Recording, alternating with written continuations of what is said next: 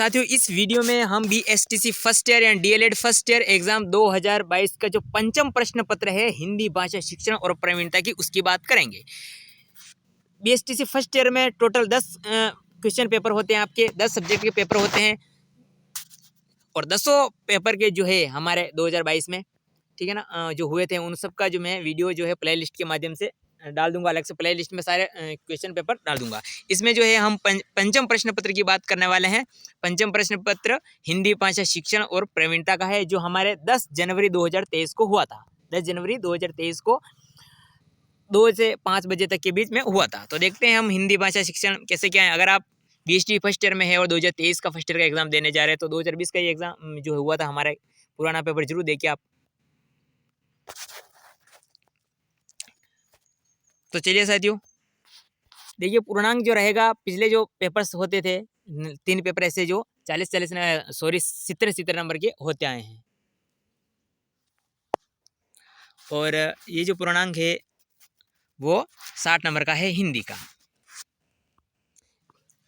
Total जो पूर्णांक रहता है वो 60 नंबर का रहता है और इसका भी जो समय है वो 3 घंटे है। सबसे पहले बहुविकल्पिक प्रश्न है, वही हर बार की बात ऐसे होता ही है ना। तो पहला जो प्रश्न था औष्ठ्य व्यंजन नहीं है, ठीक है, इनमें कौन सा नहीं है वो बताना था, 1 नंबर का था। उसके बाद इसी का ख था, स्वाध्याय से प्रेरित है।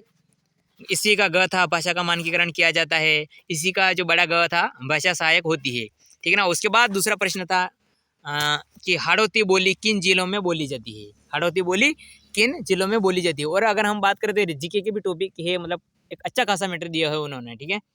और अगले तीसरा जो प्रश्न था वो था देवनागरी लिपि में कौन कौन सी भाषाएं लिखी जाती है। चौथा प्रश्न था समाज किसे कहते हैं तथा समाज के कितने भेद होते हैं।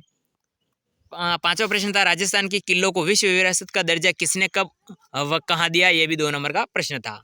अगला प्रश्न देख लेते हैं, छठा प्रश्न था 2 नंबर का, राजस्थानी साहित्य अकादमी उदयपुर द्वारा कौन सी पत्रिका प्रकाशित की जाती है। तो मधुमणि जो भी है वो की जाती है, ठीक है ना। सातवां प्रश्न था बोली किसे कहते हैं, परिभाषा लिखिए। आठवां था औपचारिक शिक्षण में किन किन विधाओं का प्रयोग करना चाहिए। 9वां प्रश्न था गुण संधि की परिभाषा देते हुए इनके 2 उदाहरण लिखने हैं। 10वां प्रश्न था बच्चों की भाषिक क्षमता के विकास में बाल साहित्य का क्या महत्व है। 11वां प्रश्न था रचना की दृष्टि से शब्द कितने प्रकार के होते हैं। 12वां था संस्मरण और कहानी में क्या अंतर है। 13वां था कहानी और कविता पठन में क्या सावधानी अपेक्षित है, ठीक है ना। 14वां था विकारी और अविकारी शब्दों के बारे में वर्णन कीजिए, 14वां, ठीक है ना। 15वां था आकलन और मूल्यांकन को परिभाषित करते हुए अंतर स्पष्ट कीजिए। ये 15वां प्रश्न था ना, 3 नंबर का है ना, सारे 3 नंबर के इधर वाले। 16वां प्रश्न था विशेषण किसे कहते हैं, विशेषण के कितने भेद होते हैं, परिभाषा तथा उदाहरण सहित वर्णन कीजिए। ये 16वां प्रश्न था 6 नंबर का, ये मतलब विकल्पिक है ना। दूसरा 6 नंबर का, ये भी 6 नंबर का। इसमें अथवा हम देख लेते हैं व्यंजन किसे कहते हैं, उच्चारण की दृष्टि से व्यंजन कितने प्रकार के होते हैं, उदाहरण सहित स्पष्ट कीजिए। 17वां था आकलन क्यों किया जाता है, आकलन की प्रक्रिया का विस्तारपूर्वक वर्णन कीजिए। इसी का अथवा था विद्यार्थी शिक्षक में लेखन कौशल का विकास कैसे किया जाता है, विस्तार से समझाइए।